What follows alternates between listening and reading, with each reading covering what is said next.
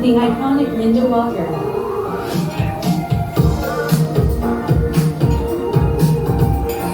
has taken over the Philippines. And now, she's coming here in person.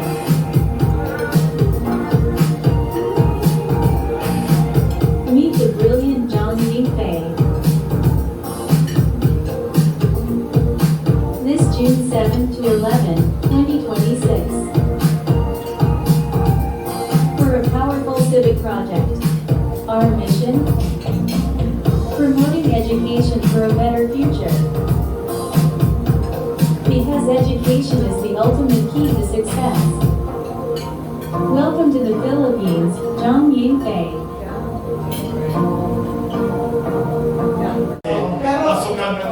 Pero maganda, makakasama rin natin siya, di ba? Yes, makakasama natin siya. O, yung mga dumating na dito. May special Pareho ang siya kayo.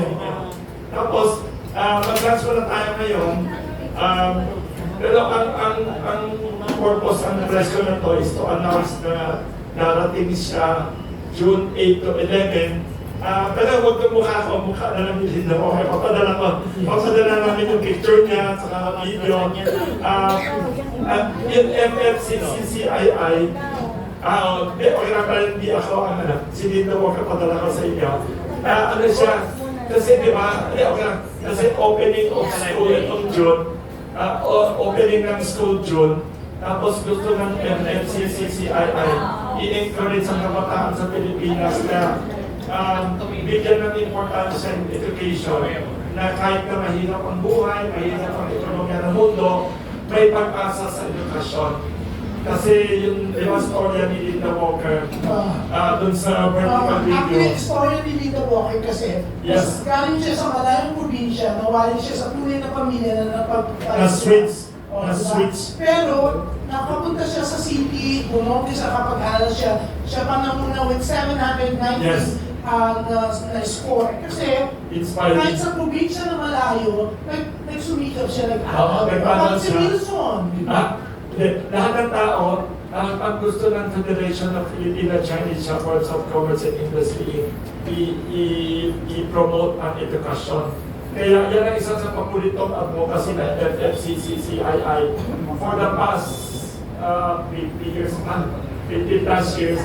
Nagkatuloy na ang Federation ng 6,500 public schools sa bawat sulok ng mahihirap na lugar. Ito, papadala namin ng poster, pati picture niya, darating sa dito, tapos maraming mga activities siya sa kabataan. Pupunta siya, arrival niya June 8, hating gabi. June 7 siya, pero ang dating niya dito kasi ang Bali, ano na kasi June 8 na po, madaling araw. 12:30 siya makakalanding kasi yung flight available late na. So, pag-i-serve na lang. Pag-i-serve dito ang lunch natin. Pwede sa inyong pumunta sa airport, we will arrange for you to meet her sa airport. Sa Terminal 3 na iya airport sa darating 12:30 ang lalapag yung aeroplano. Tapos, Kaya pero siyempre, Wilson, linawin natin. Yes. Kasi naman, kasi may permit, Yes. di ba? Oo. So, kailangan maaga pa lang. Mag-register Interesado, pasabi. Kasi siyempre, Yes. we have to get the ID, we have to be there early to get Airport the ID. pass. Ibabalik Yes. We can arrange for you na yung mga gusto pumunta, pwedeng hindi kami ng special pass sa airport.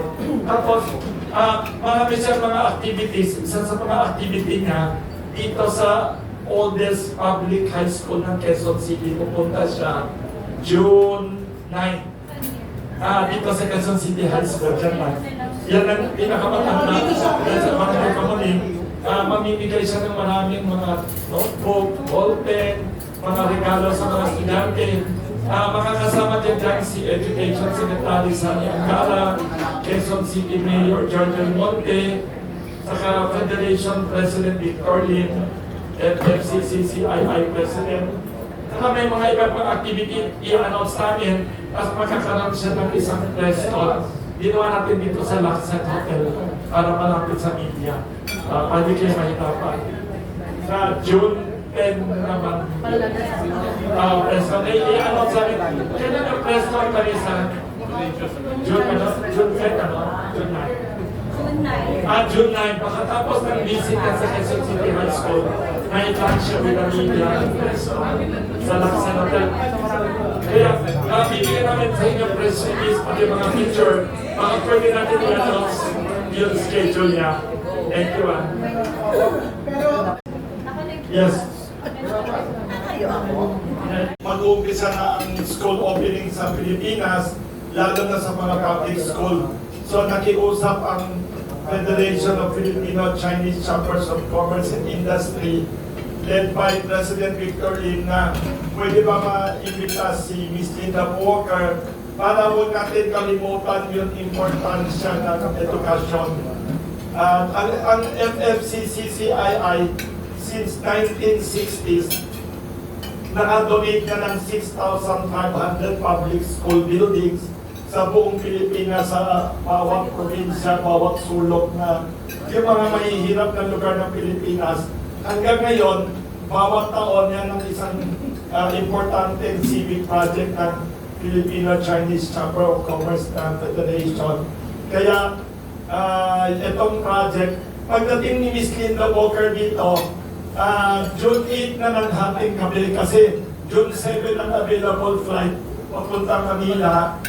Darating siya dito 12:20 ng hating gabi, June 8 na.